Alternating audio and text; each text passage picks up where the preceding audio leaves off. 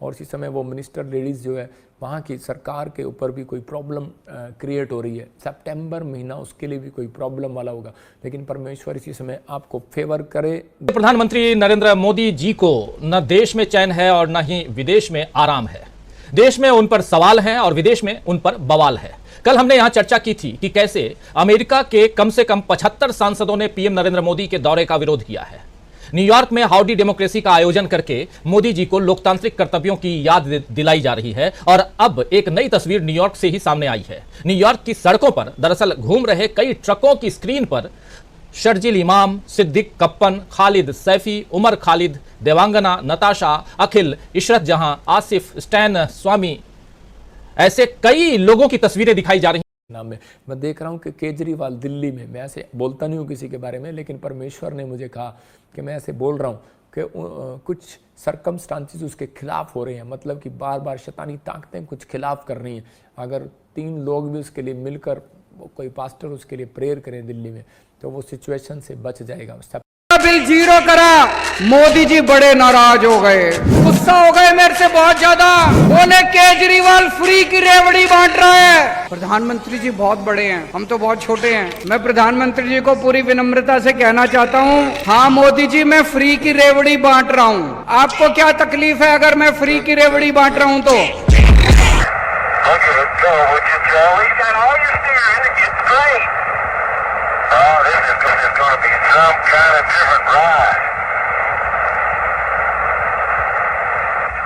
आप सुनेंगे, हाथ मिलाएंगे और वो ताकतवर हो जाएंगे, वो कोई बड़ी बड़ी खोज करेंगे।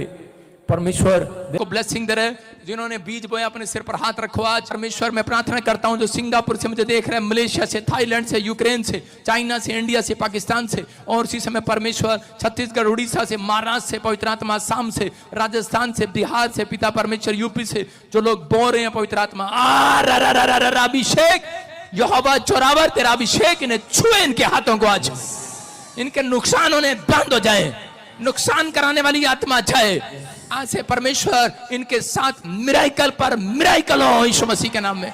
प्रभु ब्लेस कर इन्हें परमेश्वर, जब ये घर जाएं इस हफ्ते में पवित्र आत्मा इनके बैंक बैलेंस डबल हो जाए, इनकी रोटियां डबल हो जाए यीशु मसीह के नाम में। छोटी सी हेल्प अगर हम करते हैं आपकी तरफ से, अगर 1 रुपये से लेके आप जो चाहें वो दे सकते हैं। क्यू कार्ड पे अपना दशवांत या अपनी गिफ्ट ही मान ले, गिफ्ट के रूप में आप इन्हें भेंट कर सकते हैं और प्रभु आपको आशीष देगा। और बीज बोएं से कोई 3 देश आपस में टकराएंगे और इस बार एक जगह पर परमाणु गिर देंगे। मैंने नहीं कहा 2022 में परमाणु गिरेगा, किसी ने कहा होगा, लेकिन प्रभु ने मुझे कहा कि 2023 में कह रहा कि कुछ तिहाई हिस्सा प्रॉब्लम में आ जाएगा आपस में।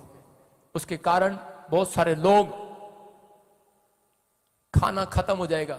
कई जगह पर जो लोग आयात निर्यात करते हैं, फूड सप्लाई करते हैं, प्रॉब्लम्स आएगी, महंगाई हो जाएगी आपके घर में, जिसके घर। ये हमारी कमियां हैं कि आज हम ईश्वर को जानते कब है, जब हमारी नीड होती है, जब हमारी आवश्यकताओं की हमें बहुत ज़्यादा ज़रूरत होती है, तो हम परमेश्वर के वचन के पास जाते हैं, उसकी आराधना करते हैं, उसकी स्तुति करते हैं। और जब वचन हमें अपने पास लेके आता है तो हम उसे नहीं देख पाते। इसी तरह वचन देखो, आप कहीं संकेत आपको इस तरह के मिलेंगे, कहीं तूफान आ रहा है, कहीं बाढ़ आ रही है, कहीं जलजला आ रहा है, कहीं भूकंप आ रहे हैं। आप इस चीज़ को अनदेखा ना करें, आप इस चीज़ को अनदेखा ना करें। ये एक ऐसा विषय है जो हमें अवेयरनेस की तरफ लेके आता है, वो हमारे परिवार के लिए, क्योंकि प्रभु ने अपने इकलौते पुत्र से प्रेम किया, उसी प्रकार हम भी हमारे पुत्र और पुत्री और हमारे माँ बाप से प्रेम करते हैं। क्यों करते हैं? क्योंकि वो रीति उसने सिखाई है और हम उसके लिए कुछ भी करने को तैयार हो जाते हैं। उसी प्रकार परमेश्वर भी अपने एक पुत्र के वादे के लिए सब कुछ कर सकता है। आप जान के अनजान ना बने, आप अनदेखा करते हैं मेरे भाई बहनों। कोई आपसे मांगता है तो आप नहीं देते हो, कोई आपको पुकारता है तो आप नहीं जाते हो। आप क्यों ऐसा जीवन जी रहे हो? जबकि परमेश्वर के सिग्नल यही है कि जो परेशानियाँ आती है उसके पीछे परमेश्वर खड़े होते हैं।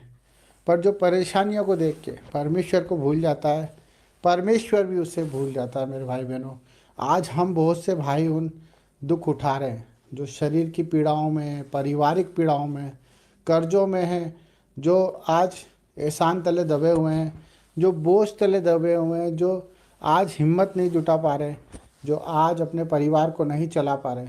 ये सब बातें प्रकृति के रूप में हमें सिग्नल देती है, जो परमेश्वर के वचन के द्वारा हमें, जिस तरह से एक पुलिस वाला आराधना करता है, जिस तरह से एक पार्लियामेंट के अंदर चीख चीख कर एक संविधान के लेकर, एक संविधान को लेकर, एक न्याय को लेकर परमेश्वर की जीविता का प्रमाण देता है, और इसी तरह परमेश्वर की प्रकृति भी उस चीज़ का प्रमाण देती है। जब नदी नाले सूख जाते हैं, जब आकाश काला हो जाता है और चंद्र ग्रहण होता है और सूर्य उदय होता है और पंछी आकाश में इधर से उधर होते हैं, जिन पे कोई बंधन नहीं है, जिन पे कोई बंधन नहीं है, वो कोई देश को नहीं जानते, वो कोई जात नहीं जानते, कोई समाज नहीं जानते, वो सिर्फ परमेश्वर की हमें सिग्नल देते हैं, वो परमेश्वर की क्रियाओं को हमें समझाते हैं। पर हम भूल जाते हैं कि हम इस सृष्टि में ईश्वर के भरोसे आए हैं।